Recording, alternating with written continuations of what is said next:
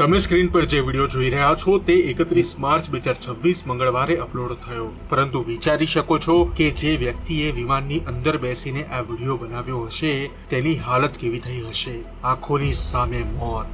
હા, વિડીયો છે બ્રાઝિલનો।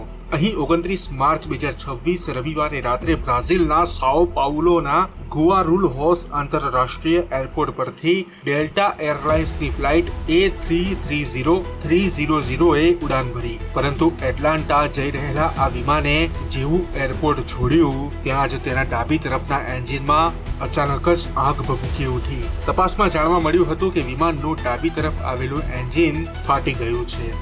આગની જ્વાળાઓ જોઈને વિમાનમાં સવાર મુસાફરો અને ક્રૂ મેમ્બર સહિત તમામ નાગરિકોમાં ડર જોવા મળ્યો હતો, પરંતુ અહીં સદનસીબે પાયલોટની સૂઝબૂછના કારણે કોઈ મોટી દુર્ઘટના સર્જાઈ નથી। આ ઘટનામાં સદનસીબે કોઈ પણ પ્રકારની જાનહાનિના સમાચાર નથી। તમને જણાવી દઈએ કે આ વિમાનમાં કુલ 272 મુસાફરો અને 14 ક્રૂ મેમ્બર સવાર હતા। હવે આ બનાવ પાછળનું મૂળ કારણ કયું છે તે તો તપાસ બાદ જ જાણવા મળશે, પરંતુ મિત્રો, આ ઘટનાને લઈને અને હવાઈ મુસાફરીની સુરક્ષાને લઈને તમારું શું માનવું છે, કરો કોમેન્ટ।